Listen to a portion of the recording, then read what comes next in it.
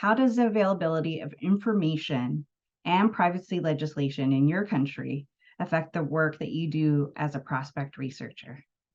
I'd like to invite our wonderful John Herman, who came up with this idea for this panel, to kick us off. All right, thank you, Sasha. You're going to start with one of the have-nots in Canada, at least compared to the United States. So I think Canada is very similar to all the other three countries that we have represented today, in that there's a fairly complex kind of scheme of privacy legislation that affects our work. So we have personal information and protection of data legislation at the federal level. And then each province has its own very distinct privacy and protection of personal information legislation in place as well. So in Ontario, where we are here at the University of Toronto, there's legislation called the Freedom of Information and Protection of Privacy Act, or FIPA. Many other provinces have very similar legislation, although Alberta uses the acronym FOIP, F-O-I-P. So there are some very slight differences across that affect our work. So, you know, for those of you outside of Canada who are collecting your data on Canadian-based alumni and donors and constituents, there are some really great resources available through the Apra Canada chapter, and I will make sure to include some links to those in the written material that we append to this recorded webinar for people who are interested in looking into the details of that. But probably the main difference in Canada, at least compared to the United States, and we always compare ourselves to best practice in the United States here in Canada, is that we typically do not have access to the same degree of wealth screening services that I know many of you are used to in the United States. And that is probably a result of a combination of how much more restrictive privacy and information legislation is in Canada, but also just the fact that we're a relatively smaller marketplace compared to the United States. So there's relatively few vendors who see a legitimate business opportunity in doing that kind of vendor wealth screening. So we rely very much on demographic level wealth screening, as opposed to some of the more detailed wealth screening services we know you have access to in the United States. And although we do, pursue wealth screenings of our alumni constituents in the United States, we often find that because of the restrictions around our privacy legislation and the way our institutions interpret that we often supply less information for the constituent matching exercise, and therefore get more imprecise results that require a lot of manual vetting and verification. So that's essentially what the landscape in Canada looks like right now. Steph, I see you agreeing. How is it in comparison in Australia? I would say in Australia, it's very similar to what John spoke about. We have at a federal level, we have the privacy principles, and that outlines a number of different elements of what needs to be considered when dealing with personal information. And then each state has their own privacy legislation. And so that can vary between different states. Some of the states have a more restrictive legislation than others. So, for instance, the Victorian legislation doesn't differentiate between publicly available information and not. So even if the information is publicly available, the privacy lawyers will still generally restrict what the institutions can do from a prospect research perspective.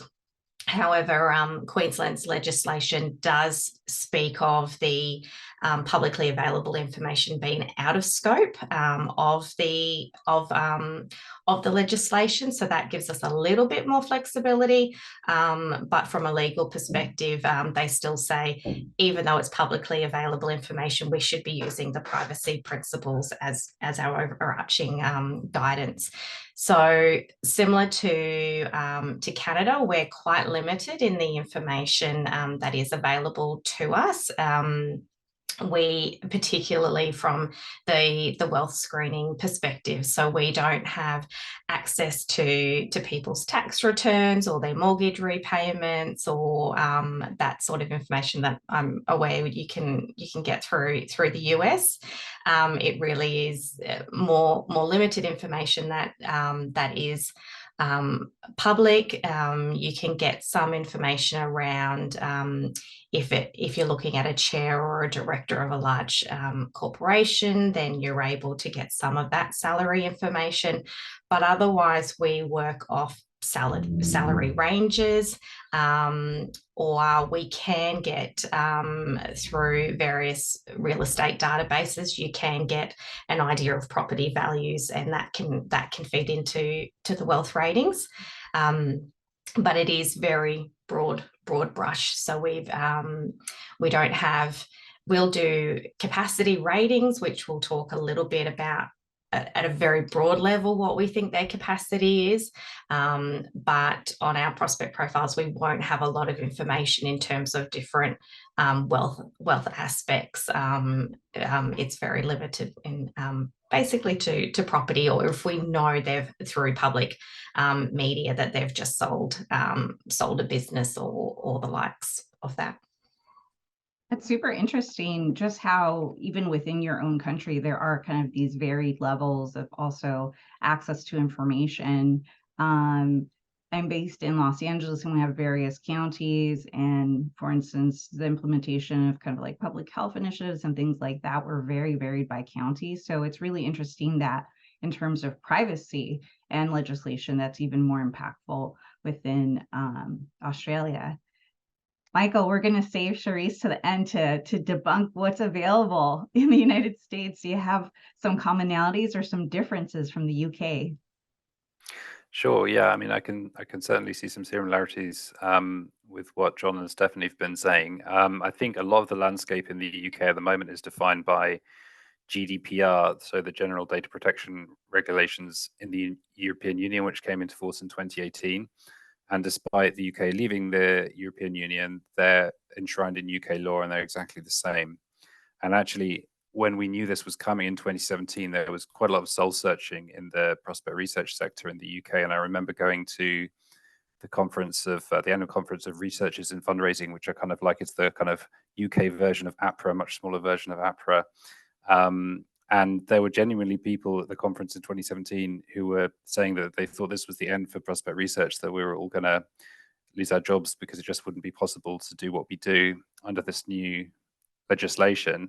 Of course, that didn't turn out to be the case, but lots of organizations have had to adapt their policies and processes and have been forced to think much more carefully about how we handle data. Wealth screening is still totally possible. It's more complicated, and it ultimately, without going into the full detail of the legislation, it kind of hinges on whether you're going to go down legitimate interest as a route, whether you as an organization have a legal responsibility to be doing the activity you're doing, or whether it's consent. And a lot of organizations kind of picked one quite soon. Others kind of bided their time a little bit. But overall, actually what we're doing in my office at Oxford University, it's not so much wealth screening anyway, because a lot of what we're doing is focused on the really big capacity major donors, often who are non-alumni. So compared with a kind of college, something smaller, where you're looking at that alumni base and screening smaller donors for potential bigger donors, we're kind of focused on people who, in all likelihood, there's going to be some indicators out there anyway. So yes, we're assessing wealth, but it's not necessarily that kind of machine-based wealth screening process. But there's definitely organizations still doing that. In the UK, we have access to some really great products. There's a company called Factory, which is spelled Factary, based in Bristol, which provide a really nice product, which is basically a database of UK gifts and what the gift was for, and that can be really helpful when we're working on capacity. Wealth Engine was, we did use Wealth Engine a lot around the time of that GDPR legislation coming in. I think it removed its provision to the UK because of that legislation. So that was kind of a bit of a loss from our sort of resource perspective. But actually a lot of what we're doing is international. We're focused on international prospects. So one of the challenges we face is just keeping track of the regulatory landscapes in different countries, the transparency landscapes that keep shifting. For example, perhaps last year I go and look for the Dutch registry of foundations, and then I look at it this week and it's gone, it's moved somewhere else. So kind of keeping track of that's quite a challenge. And then also with countries like China, for example, they're beginning to restrict some of the resources in terms of you can't access them outside of the Chinese mainland anymore. So, other than going through a VPN, which you wouldn't really want to do because it's not a particularly legal way of approaching it, that presents a challenge as well, particularly when we're talking about due diligence and ethical screening, which I think we're going to talk about a bit later. Yeah, Michael, I just wanted to congratulate you on surviving that prospect research moment of crisis you described. We went through the exact same thing in Canada around 2006, if I remember correctly. And thankfully, a lot of great advocacy work on the part of the non-for-profit sector secured certain exemptions and the understanding that a relationship between a charity and its donors and between the university and its alumni is just fundamentally different than the commercial relationships they were looking to control. Sure. That's super interesting. There's so much that over time, because maybe the politics of a country can also influence some of the access to information. And I'm really surprised that a Dutch registry would disappear, something along the lines of from one month to another. And Charisse, maybe you can talk a little bit more in terms of all of the things that are available here in the United States. It seems it's just a growing landscape year after year. It is, and it's very interesting listening to everyone and how things are restricted, because I think in the United States, we restrict based on more so the type of information. So we have like HIPAA, which protects patient information, FERPA, which protects student information. We have FOIA, but that's only really if you are a government organization. You have, because I also live in California, the California Consumer Protection Act, which nonprofits are exempt, but the for-profit companies that we utilize for wealth screenings are not exempt from it. So there's a lot, it seems to be just much more complicated in the United States of what information is considered private, what's not. So we cannot search tax returns of individuals, only for those foundations, nonprofits, which are still open to the public. We only have certain information around publicly traded companies. So you cannot find everything, just information concerning publicly traded stock, who owns it, salaries. But a lot of our research does go to salary ranges. But if you do have someone who works for a nonprofit, say for instance, those top individuals will have their salaries in a tax return. So we can't access that type of information if you know how to kind of get around it. I think the biggest thing with the United States is it seems like we're almost playing catch up with this. And there's always this kind of push and pull for-profit industry. And I live in the Bay Area. I actually live in Silicon Valley, who they pretty much had that charge for more data, all the time. And then there was this huge pushback of, well, wait a minute, what are you doing with our information? What's happening with it? I worked with a public university at one point, and it was very clear to us that anything in your databases could potentially be pulled from the FOIA Act, for Freedom of Information Act here. So being very aware of what you're keeping in your databases, what that is. But as we're going out and trying to find information, I don't recall the year, but the laws around utilizing political donations for charity research, we are not supposed to be using that information at all. So if you give to a political party, a political candidate, in a lot of cases, you can still view that in the screening company's information, or if you have these type of research databases. However, you are not supposed to utilize that information for charitable purposes. And depending on your organization, again, I worked at a healthcare organization that was also public, and the HIPAA laws had changed. They were once very restrictive when it came to charities. But when I started working there, it opened up where you could find more information about patients to use for charitable purposes for research. So that was going in the other direction. And that was probably around between 2010, 2012 when those laws changed. So I'm very interested on the United States side of, we have this huge push and we see all of these laws getting passed around the world, because when GDPR happened in the UK, I thought, oh, well, we're surely next, where something's going to happen where there's going to be all these restrictions, and we have to figure out other ways to get at information and try to figure out how do we describe wealth and the possibility for philanthropy to the fundraisers that we work with for our organizations. But I think we do it anyway, because we can't search to see how much has someone actually given to an organization unless it's publicly posted on another organization's website. Even through some of the vendors that we use, it's a web crawler. They're finding them from donor lists, or if there are public announcements. And sometimes you can't find the exact amount, typically unless it's a very large gift, like in the millions of dollars.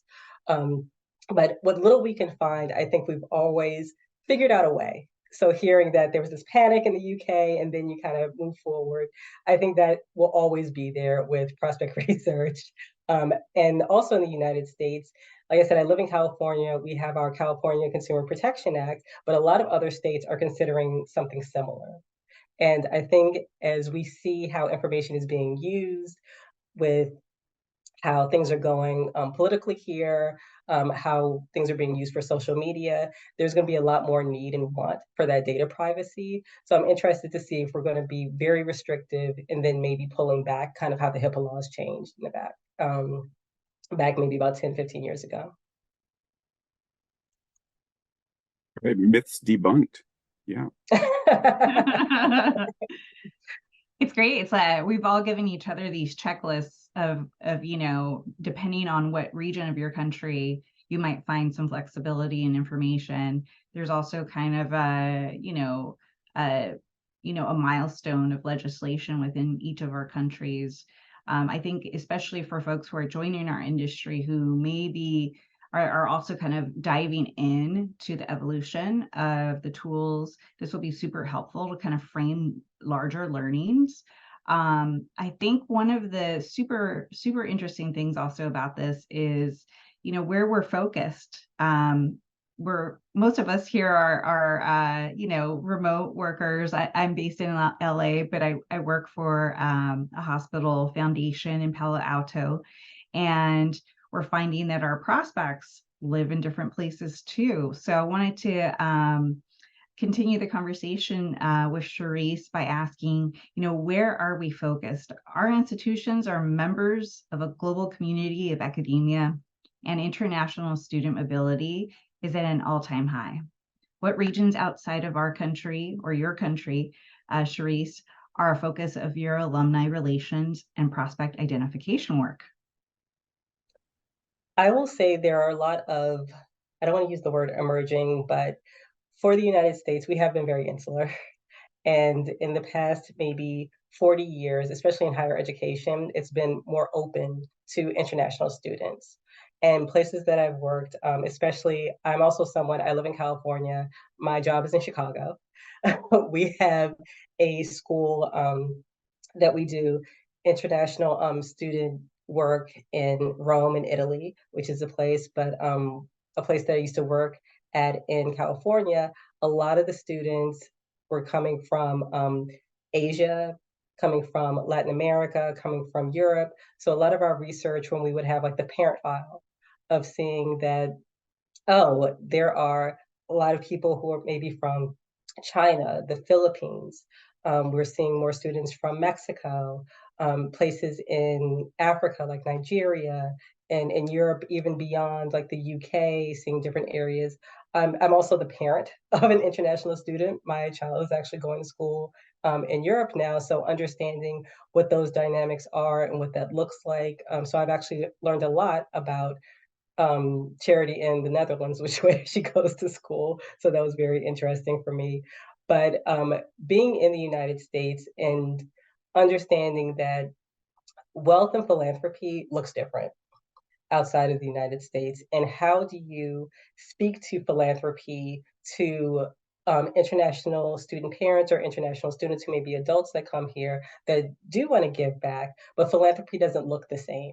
I think that's probably one of the biggest challenges where we can try to figure out, well, number one, if you have an international student going to your university, full stop, they're probably a major gift prospect because you do have to be able to prove a certain amount of wealth for your student to even be able to come to another country and to go to school here. So that's one thing that I think is very important. And then expanding out how we understand where the wealth is. So in places like also India is a very large place where a lot of students are coming from and understanding wealth there. So I think for the United States, it really behooves us to learn more about what does wealth look like and what does philanthropy look like in other countries, and for whatever your organization is or whatever your school is, to look at what those numbers are for your students and how they've risen over the years. Typically, enrollment departments have that information and will share it with you so that you can see typically this percentage is international. Here are the countries that they come from. And then taking a look at, well, even within those countries, what areas do they come from? Do most students come from a certain place? And doing that research and understanding, here's what they typically major in. Here is what they typically take a look at. But for me, I'm seeing again, China, the Philippines, India, Mexico, UK. I feel like I don't necessarily want to mention Canada because it's always been with Canada. Even with Australia and New Zealand, seeing individuals there. But since there are so many similarities between the United States, the UK, Canada, Australia, New Zealand, it's a bit easier to understand how wealth works versus some of the other countries where you have to do more research and understand more socially and culturally about those different countries. John, let's talk about that socially different Canadian philanthropy, among other ways, in commonalities, of course, with American philanthropy. Yeah, I mean, I think I'll start with the commonalities. There has always been a lot of student and alumni migration between Canada and the United States, which is understandable for a million different reasons, right? And in fact, I believe there is still in place some long-standing taxation and legislation in place between the two countries, whereby a Canadian citizen who is an alumnus of an American university can claim charitable tax receipts for their donations to the American university that they are an alumnus or alumna of, right? But you know, I will say two of the most significant changes that I've seen over the past 10 years or more relate to both outgoing and incoming students and alumni. By outgoing, I mean, you know, those Canadian citizens who did their undergraduate degree at the University of Toronto. And then there's a very distinct cohort and generation of those alumni who went off to do graduate degrees at institutions in the United States and in the UK. So we see a certain like generational trend of U of T alumni, you know, pursuing MBAs and law degrees and other graduate degrees at institutions like Oxford and LSE in the UK, and at like the Harvards and MITs of the world down in the United States. But that has changed significantly over the past 10 years as well. There's much more diversity of Canadian expats going out, obtaining degrees from a much more diverse spread of institutions or higher education institutions around the world, and then living and building their careers and their lives as entrepreneurs and business owners in those other countries. And then, of course, as Charisse has said, the other major trend is that incoming international student trend. The University of Toronto and pretty much every Canadian higher education institution has, in the absence of increased funding, and in fact decreasing funding, public funding typically from all levels of government, has become to rely much more heavily on international student revenue. And that, of course, coincided with, that very real appetite and increasing global mobility of students, particularly from the Asia Pacific region and from India, to pursue their higher education in North America. So we have at the University of Toronto, we've had long-standing advancement programs in Europe, in London in particular, and in the Asia Pacific region, very much focused on Hong Kong, but with strong cohorts of alumni in Singapore and Taiwan as well. And of course, now mainland China and India are emerging as the two most significant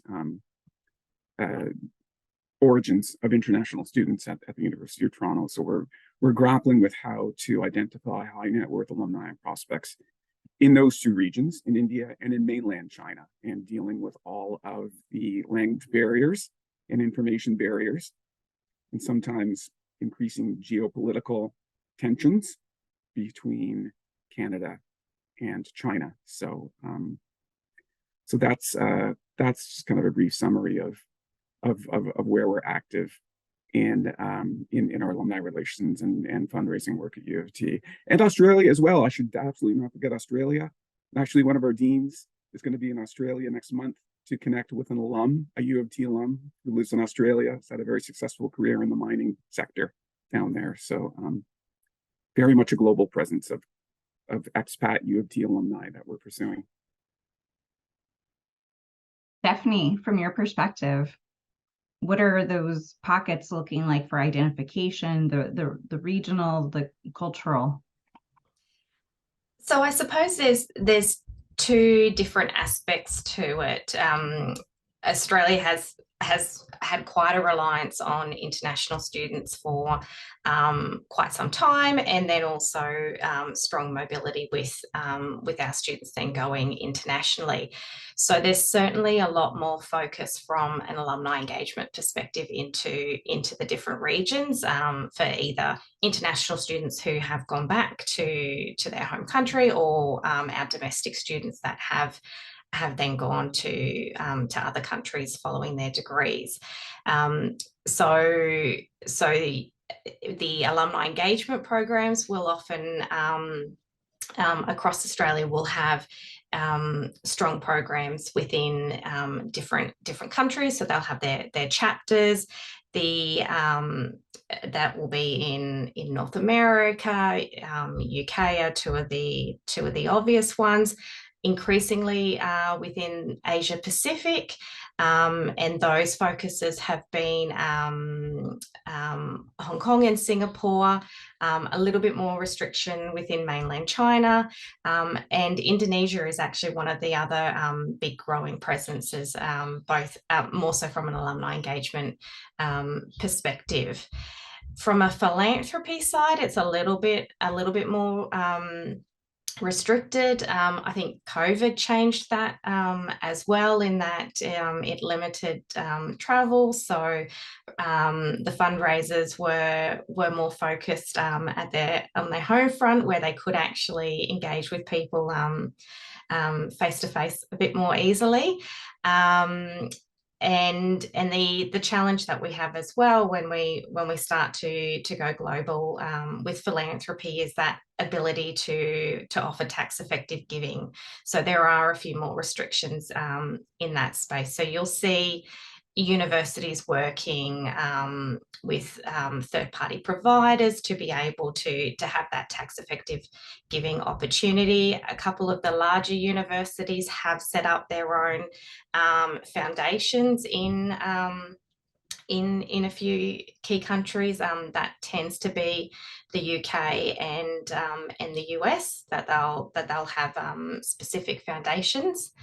But also, I mean, we know tax effective giving isn't always the motivation, particularly when you're dealing with larger prospects, or your larger prospects can have such a diversified income portfolio that even though they're located in a different area, they may still be able to give tax effectively through Australia. So we do see prospects within other areas, but it's there's still, from a philanthropy perspective, it's a bigger focus within Australia, but certainly our alumni programs are broader. I'm fascinated to know that there's such a strong legacy of that work on the alumni side. Michael, do you have some similarities in the UK? Are there differences? So just taking Oxford University itself, so today about 41% of our students and 48% of our academic staff are from outside the UK. We have 275,000 alumni around the world. And in 2019, I think that's the most recent data I could find, 55% of our current students were from the UK. We had 17% from the EU, 6% from the US, and 7% from China. The remainder from other countries, but quite a lot from Japan, Korea, Malaysia, India, and of course lots of other countries too. We're really fortunate that we have fundraising colleagues in satellite offices in Berlin, New York, Hong Kong, and Tokyo, who really understand the kind of cultural context that Charisse was referring to, and really are kind of embedded there and understand those networks of alumni that we have in those countries and those regions. Having said that, our central team here, we're a team of 14 prospect researchers based in Oxford. We're still doing a lot of international research ourselves, not only to support those offices, but also because of the international makeup of our academic staff, the amount of opportunities which are just generated within Oxford, which are international opportunities, is actually a huge proportion of what we're doing. So again, that kind of comes back to these kind of challenges that Charisse was mentioning around those cultural barriers and kind of understanding what philanthropy means in different countries, really trying to get under the skin of kind of, when you see a certain giving pattern, what's that representing? Is that unusual? Is that normal? And while there are certain countries where we do a lot of research, so for example, we actually have a China specialist within our team. She's a former journalist from Hong Kong. So we have that language specialism and that cultural knowledge. You know, we might, for example, Indonesia, we might research someone in Indonesia 3 or 4 times a year, but that's not quite enough to really kind of get that expertise. But that doesn't mean it's not important that we get it right when we're doing it. So that's a real challenge. Just another couple of things I was going to mention in the UK as a whole, it's kind of a bit of a political football, or I guess a kind of a hot topic at the moment, is the over-reliance of some universities on foreign students for income, which is arguably kind of come about through long-term government cuts towards higher education. And that's becoming tricky now because the current government wants to reduce immigration, for example. There's, as you mentioned, John, the kind of geopolitical tensions with certain areas of the world, China, for example, and not so much Oxford, but there's certainly some universities which are finding that really difficult because they've kind of hedged their bets in terms of income on foreign students' fee income. So that's quite a difficult situation for many organizations right now. One final thing, one challenge that we're finding is, in terms of geopolitics, is with China, for example, there's a lot of restrictions at the moment. And this has developed over recent years in terms of Chinese philanthropists moving capital out of China. There's lots of restrictions on that because of the government there. And that's definitely posed a challenge in terms of raising money from China. And actually, you see that I mentioned football. You actually see this in the UK with some football clubs which have been bought by Chinese businessmen having real trouble because those Chinese businessmen can't actually deploy the capital over here, to pay salaries or whatever it is they need to do. So it's not just something that's restricted to philanthropy. We're kind of seeing that across the board. So yeah, but loads of different challenges. And I would say actually that's probably part of my job I enjoy the most, is the international aspect and just the, you learn everything, you learn something new every day, just in terms of cultures and what's going on around the world. So yeah, I would, if anyone's working in prospect research and hasn't worked in kind of international research and has an opportunity to do that, I would really recommend it. Yeah. That's a perfect segue. John. Yeah. Well, I just wanted to say quickly, Michael, while you were talking, I was reminded of the fact that one of the largest gifts ever announced by a Canadian citizen was, in fact, to your institution, Oxford. If I remember correctly, it was a 9-figure gift to increase the geographic scope of the Rhodes scholarships. So I remember when that happened, it really struck me as the first of, I think, an emerging trend of those, what we might call those very high net worth or ultra high net worth philanthropists really looking to achieve impact across their global affiliations and interests and institutions that they have a personal history with. So, yeah. That's a wonderful example, as we are dealing with more and more high-end, high net worth individuals who have these multidisciplinary interests within our organizations, maybe across organizations. And there's that added mix of now our organizations having embedded offices in different regions. This kind of brings us to the rising topic of due diligence. So protecting our institutions from reputational risk is increasingly important part of our work. How is due diligence research conducted in your country, and what challenges do you face? I was wondering if, Michael, we could go back to you, because you were segueing perfectly into this topic. Sure. So way back in 2011, there was a scandal in the UK around some donations received by the London School of Economics from Saif Gaddafi, the son of the former late Libyan leader. And what happened basically was his foundation gave some money to the university there, and they later awarded him a PhD. And there were some directors and staff who were ultimately they left the university, but it was a big wake-up call for a lot of universities in the UK in terms of their ethical screening and their due diligence processes, and also just to flag how significant the reputational risk can be of engaging in certain relationships. So, I mean, in terms of how we do due diligence, I think there's obviously a lot of variation in terms of how it's carried out, and it's going to vary according to the size of your campaign, of course, and your organization and the size of the gifts. At Oxford, we're kind of raising somewhere between 150 and 200 million a year at the moment, and there's we have to break that down into a manageable amount of due diligence that's proportionate. So we have a pretty rigorous process, and there's a defined risk assessment framework. So we assess certain factors, so value of the potential giving, whether there are any adverse issues around reputational risk, legal risk, ethical risk. And that kind of formal risk assessment then defines, among other things, kind of who makes the decision whether we accept the money. Is it me, or is it a committee of academics? If it's high risk, is it a committee of academics making that decision?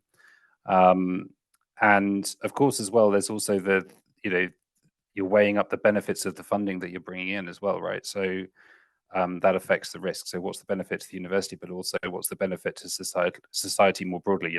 If it's research, what's that research doing? Is it, what impact is it going to have? And then in my team, we have a range of proprietary databases. So we screen, for adverse reputational things that we might see in the news, lawsuits, sanctions, and we're processing literally hundreds and hundreds of checks a year. Some of those could take half an hour, some of them could take 3-4 days, and that's one of the challenges we face, is you really don't know until you start how long it's going to take. So that workflow management is really challenging sometimes.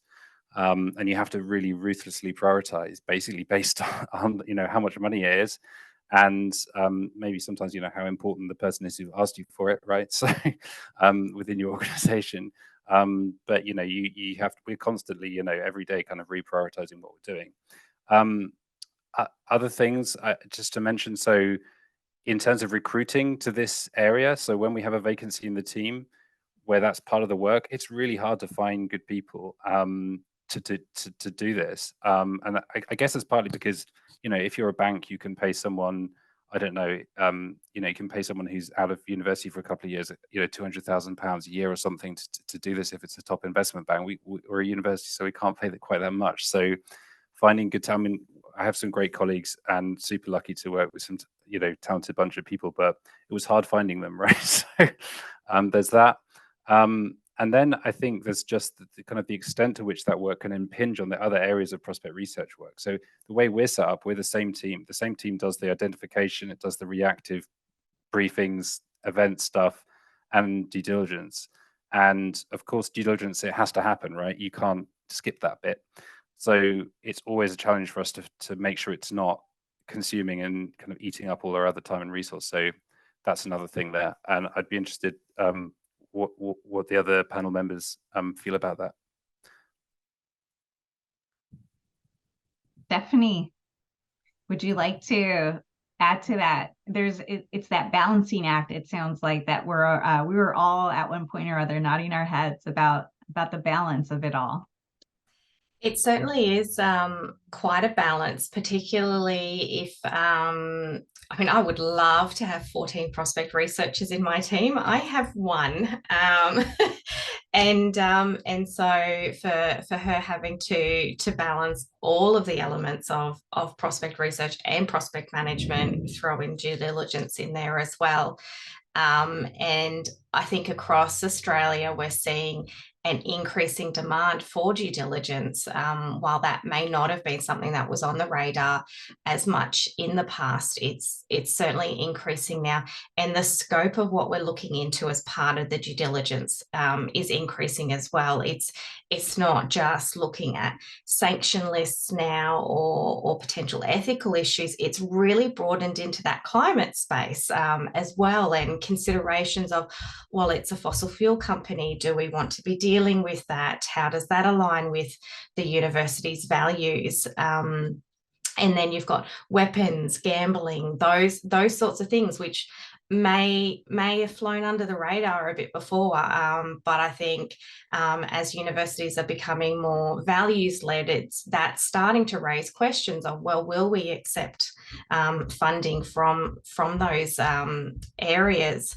And so it can be quite time-consuming to delve into the source and to do those risk assessments and that weighing up. And I think that's where we start to see it's not just the due diligence that's coming into place, it's then looking at that gift acceptance mechanism. So having a committee or a governing body within the university that is positioned to make those decisions at a higher level of if something is raised through due diligence, does the university want to accept that funding? The other one that we're seeing also increasing in the complexity and the time that the due diligence takes is, as we see more involvement with Indonesia in particular, you don't have to dig far with areas within Indonesia, and there are ties to tobacco. And for most universities, tobacco is an excluded source of revenue, because as soon as you accept money with ties to tobacco, that excludes you from NHMRC, NIH funding, for instance. So that is taking up an extra element of time as well in trying to tie in those sources. So I know I've come across an example where it wasn't just the foundation, it was looking into all of the different bodies that supported that foundation and what were each of those individuals or companies' ties. And even though it's one or two removed, there was still that strong tobacco tie, and therefore that risked accepting that funding. So I think it's a growing space. It's quite complex, and everyone wants to have the due diligence, but it is trying to balance that, and I think also to understand what other due diligence is done across the university as well. So trying to reduce that duplication, if particularly when you're dealing with corporates, from a research funding perspective, they may already be accepting funding from that corporate. So is it okay from a philanthropy perspective? Yeah, it's fascinating. So many research institutions have had, these sponsored research kind of, projects, and a lot of basic science comes out of a lot of corporate sponsorship as well. And so it's a very complex issue. I think one of the things that really stood out, Stephanie, when you were mentioning the balance, was also a little bit of that workflow, and just, how is it that across a whole organization there can be a common trigger, whether it's right before the gift agreement gets signed, or is it generally when we are going to look at some of our legacy supporters under these new value lenses that we really want to not only support, but really kind of like have an added transparency about. So Charisse, I'd love to hear from your perspective about due diligence, and then John. Sure. I think, especially in the United States, due diligence has always existed in our research. However, now I'm seeing, especially in the past couple of years, that there are dedicated teams to due diligence, which I do not recall seeing kind of early in my career, which I think is excellent that we pay attention to it. I've worked at NGOs that worked in war-torn countries, so due diligence research was always on the plate of myself and my team, because doing any type of business in the countries that we worked in, you had to understand. So any philanthropy that came, we had to see who it came from. In certain cases, you cannot accept philanthropic gifts from certain countries. I've worked at an organization recently where there was some controversy internally over a gift, and there was a task force that was created to say, okay, what is the process that these large gifts need to go through? So what is prospect research required to do research? What are we looking for? What are the issues around this? How can we create these systems? Because I think previously there weren't as many gifts coming through that could potentially have some issues, but now that we have social media and there are things where more people understand this is the origin. One of the tricky things with due diligence, I believe, is you have a lot of feelings in it. And so how maybe your faculty, staff, or even students feel about a gift versus how the president, administration, board of trustees feel about a gift could be very different. And how do you take a look at that, especially when a lot of things are politicized? If a gift gets announced, how does that make your university look? One thing that I thought was wonderful that an organization I worked with did, we took a look at what happened when there were controversies. What did the opinions, the giving go up? Did these things go down? So that would impact it. And then having a very clear conversation of what do our values mean in relationship to certain things. It wasn't an organization I ever worked with, but I heard from a president during a speech about their organization accepting a gift that from a group that they did not feel as though was aligned with the organization. And a lot of major donors, certain people on the board were very much against it, even though it was a transformative gift that would have done a lot of good. The president decided to take the gift. They lost a couple donors, but not many. So it's also deciding what is actually worth it. Is it worth losing a couple of donors who might be at the $100,000, $250,000 to receive a multi-million-dollar gift?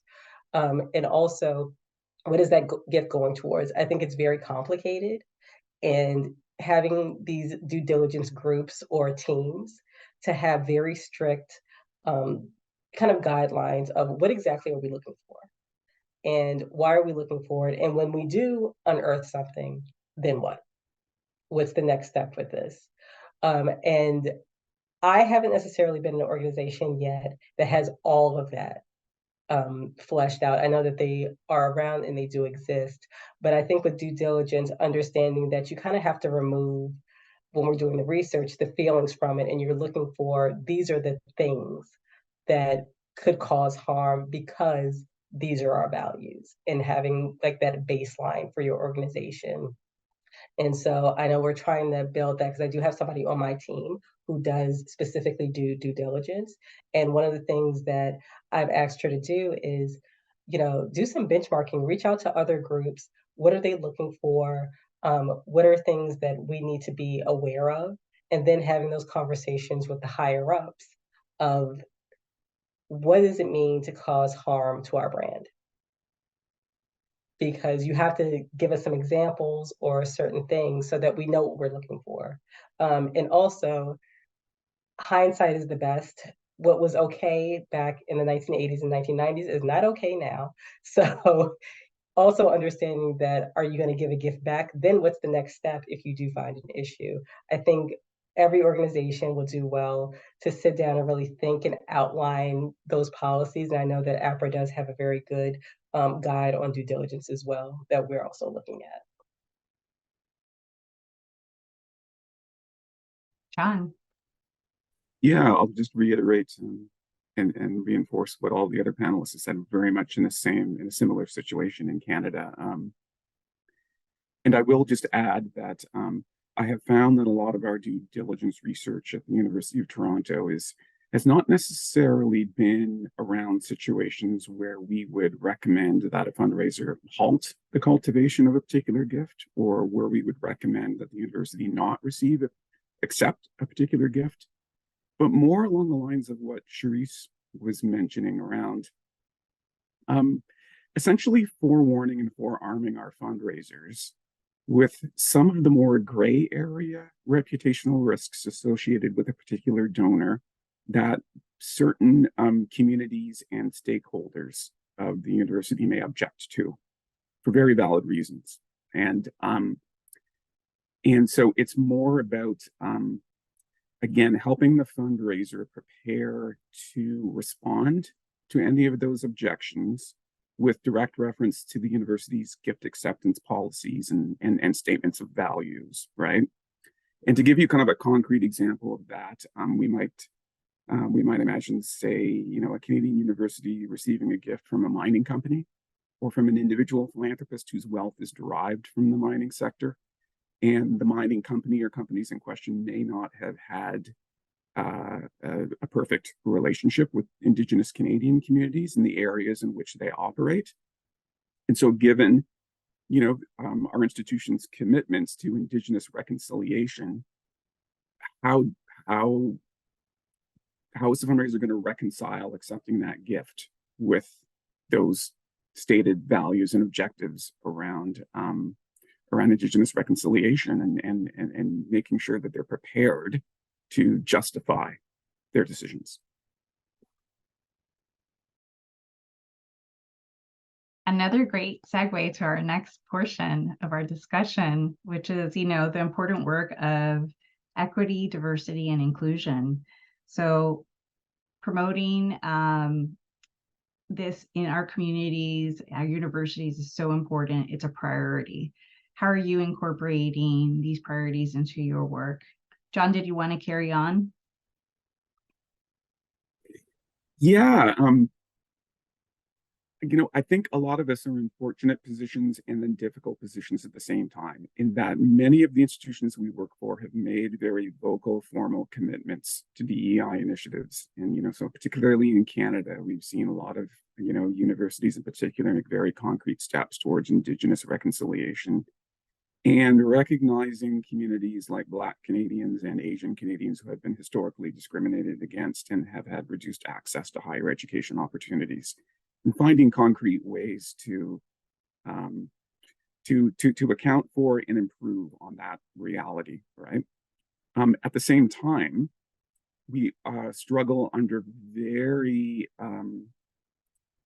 concrete restrictions around what data we can capture on our constituents. That speaks to their ethnicity, their religious faith, all of those elements that inform an individual's identity, and which allow us to essentially identify alumni and donors as members of an equity deserving group. And there are a lot of good reasons why those restrictions are in place as well. So I think that's probably the major challenge that we've been struggling with at the University of Toronto, is trying to reinforce and capitalize on our institution's commitment to these DEI initiatives, while struggling with the very real implications of when the rubber hits the road. How are we in prospect research going to capture the data that we need to in order to effectively identify and cultivate donors from amongst diverse communities and donors who are interested in supporting DEI initiatives? And it's that latter, which I think is kind of the proxy that many of our institutions are reverting to, is capturing data around, an individual's or sometimes a corporation and foundation's stated interest in supporting DEI initiatives, and focusing on that as the focus of our very practical work around alumni engagement and donor cultivation. Charisse? So this I could talk about for hours and hours and hours. I love diversity, equity, inclusion, and I feel like the United States is both amazing at this and absolutely horrible. With the United States, it really depends on where you are. In certain states, it is illegal to have a DEI representative at universities. People are being fired. They're getting rid of information with the, I guess maybe not so recent now, Supreme Court ruling around affirmative action has changed a lot of things. Many schools, including the one that I worked for, put out statements around we are still committed to diversity even after the affirmative action change happened. So I think when we're thinking about DEI, one, in the United States, can you actually do the work around it? Do you have a diversity inclusion office at your university? If you do, that is the first place to start. They understand the trends, they are experts in it. They are actually amazing with data as well. They live in data just like we do. They do research just like we do. I call them like our partners in understanding. And I've been very fortunate to work with very wonderful groups like that. If you are in a space where you cannot openly do this or talk about this, because in certain areas in the United States, you have kind of the anti-woke movement where you do not want to discuss this. This is not something you can talk about. And then thinking about your constituency. How does your constituency feel about the gathering of certain information? I have been in situations where I've seen a lot of pushback when people are just asking very common questions on a survey where it's, why race doesn't matter? Why are you asking for this? And I think, I don't want to speak for the other countries that are here, but the United States has a very interesting history with race. And there hasn't ever really been a reconciliation around that. And I think we're still trying to work through it. So how you think about diversity and inclusion at your organization, one, if you are being asked to diversify portfolios or identify diverse board members, those type of things, asking, what does that mean? What do you mean by diverse? Because I think, especially in the United States, when someone says diversity, we jump immediately into race and ethnicity, and that is not all that there is. We have all of these intersectional identities that people have, a lot of marginalization that happens, and understanding how that marginalization impacts our work. So even in the United States, we have a long history of discrimination around housing.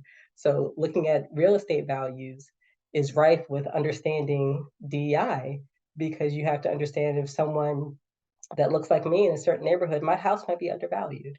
And what does that mean when you're doing research on them? I think that with DEI, it's very important to understand why you are looking for the information that you are looking for. What is the point of understanding different identities and what identities are important, and then documenting that? How you can really go out and find this information.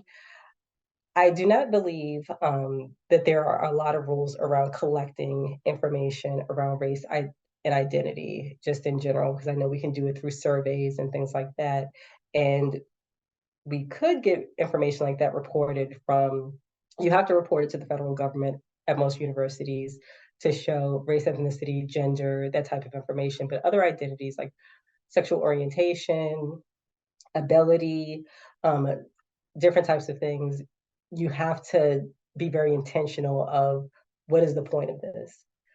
So in the United States, I think that we're still trying to figure it out, even though it's not new. I feel like it kind of blew up in 2020 because of the George Floyd murder. But there are people who have been studying and doing this for a long time, and a lot of them are at our university. So I think it would serve people very well to say, I'm going to go reach out to them. They might be in an office building next to you, or you could shoot them an email just to have a conversation about what information they collect, what can they collect, what are they using it for, and then translating that into how does that enhance how we let our fundraisers know who our new prospects can be, and how to adjust that perspective of looking at it, because a lot of the work that we do is based around cis-het older white men, especially in the United States, because that's always who held wealth. But wealth doesn't always look the same. So changing our perspectives of, do we want to change how we do capacity ratings? Do we want to change how long someone stays in a portfolio, how we do outreach, those type of things? So it's a lot to consider, but I feel like the first step, again, is reach out to that diversity and inclusion office if you have one. And if you don't, reach out to other organizations that are similar to yours who may be doing some of the work.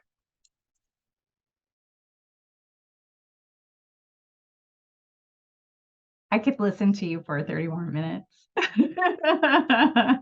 And I think you also, gave us, a call to action to engage, right? And be sure that we have a fuller kind of like 360 understanding.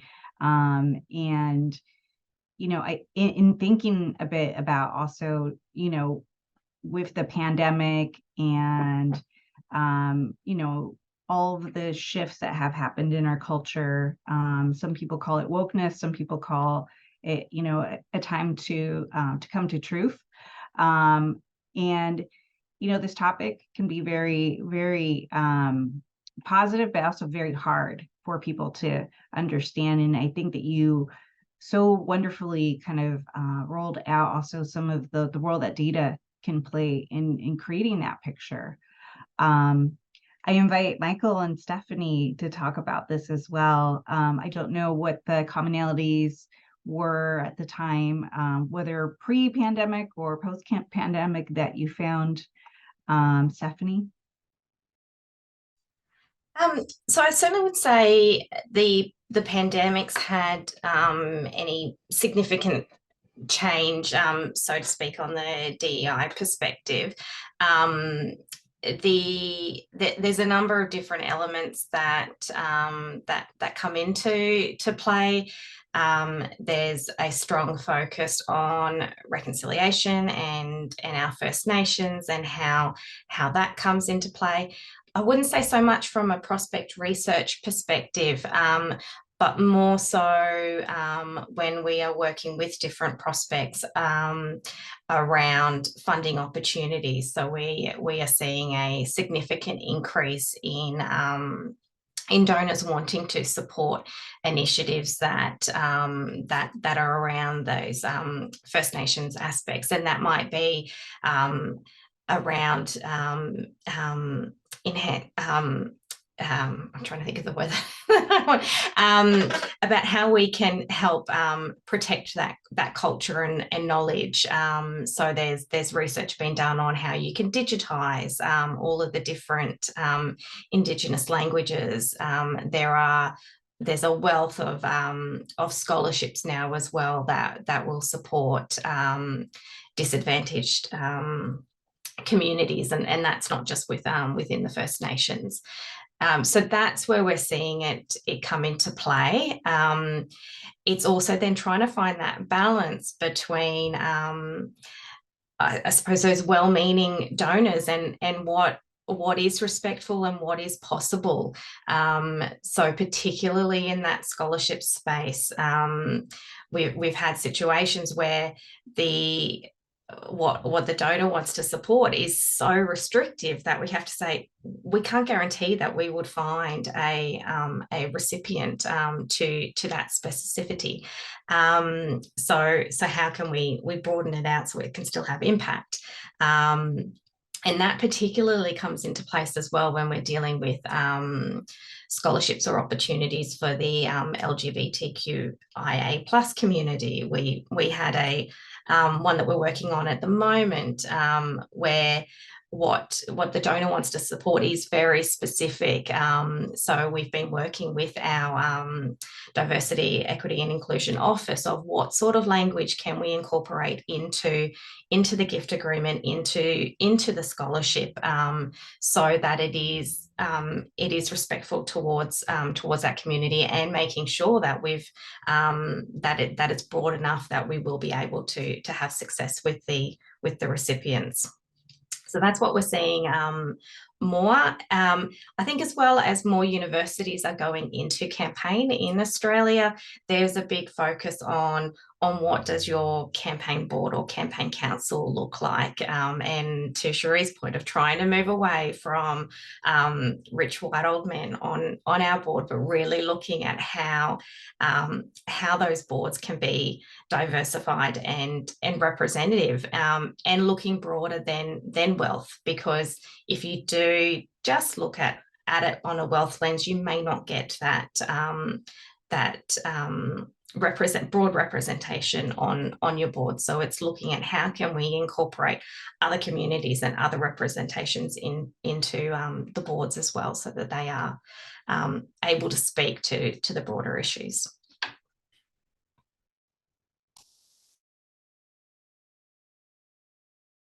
It's interesting also because, I think that, the diversity of the boards, I mean, it's also kind of almost, I would hate to take us down the rabbit hole of how has our prospecting taken into account, diversity and inclusion, because the wealth lens was real estate.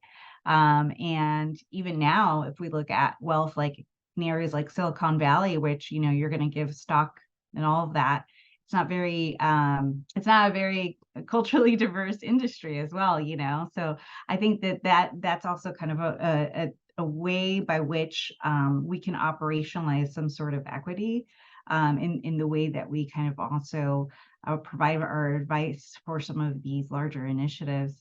And Michael, in terms of the UK and Oxford, what does that look like?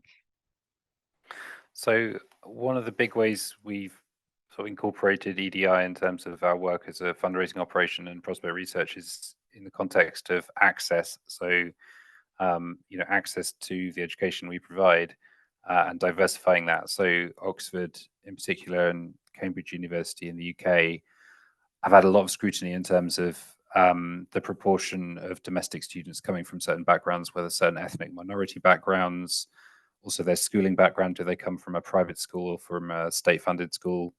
And also, for example, the number of women in certain subjects studying maths, physics. And under the leadership of our previous vice chancellor, we've just got a new vice chancellor just this year. Under the previous one, there was a significant drive to improve those figures. They have improved a bit significantly, but there's still a long way to go. But to underpin that, our fundraising team worked incredibly hard to raise funds from those who wanted to create these access programs and scholarship schemes from people to support those underrepresented groups. We've got a program called Academic Futures, which is a series of scholarship programs. So it started as, it was originally called Black Academic Futures, and now it's also supporting other underrepresented groups such as refugees, also kids who have spent a lot of their childhood caring for others in a health context, that whether they're parents, making sure that they've got the opportunities that other kids do as well. And from a prospect research perspective, that's really interesting because you have to, if you're identifying high net worth individuals to support these programs, you're looking at a completely different strategy. If you're I don't know, prospecting for people who like French medieval literature, right? I mean, it's totally different. And you also have to realize that a lot of the value of the gifts that we receive from people for this is it's not just the financial value and the immediate impact, it's the noise that makes, it's the splash that makes, because so much of the access issue is trying to persuade young people that this is somewhere that they can absolutely study at. There's no barrier to them doing so. If they get the grades, they can come here. But often the barrier is not the grades and not their ability, it's them feeling at home and feeling like somewhere they want to study. So that's been really interesting. And something with, I joined Oxford 10 years ago, and it was something that was talked about a bit 10 years ago, but is, really there's a lot more focus on that now. So that's definitely changed in a big way, like what we're doing. Yeah. This has been a really fascinating talk. I think this last question is going to touch on a little bit of everything that we've already kind of covered. It's a little bit of a trend watch. We've covered due diligence, privacy laws within a country, outside of our country, international prospecting. If you were to pick just one though, what would you say has been the dominant trend in prospect development over the last 3 years? John. I'm going to have to cheat on that question, Sasha. And the reason I'm going to cheat is because it just had really struck me very strongly over the course of our conversation today, how much everything we've discussed around changes in information legislation, differences across regions, cultivating international alumni, international student flows, doing due diligence. It just struck me how much all of this is truly interrelated and even mutually reinforcing, right? So, yeah, again, I can't pick just one. I'm going to cheat and say I think everything is all evidence of an overall trend in how global all of our work is becoming. Yes, our work is very intersectional, for sure, for sure. Anyone want to pick a favorite? I can't pick a favorite, but I'm going to tie them all together. I think what we've discussed today is just how broad the role of prospect research is, and how important it is, and whether you have a large organization with 14 prospect researchers or a smaller organization with a sole prospect researcher, in trying to cover all of the elements that are now expected of prospect research. I think one of the biggest trends that we've seen is a focus on quality over quantity. Gone are the days of just getting a huge list of prospects to throw into someone's portfolio. It's really looking at how can we utilize our resources smartly and effectively to get those gems to put into portfolios, or to be focusing on that high value in those areas of impact. So it really is looking at that quality element.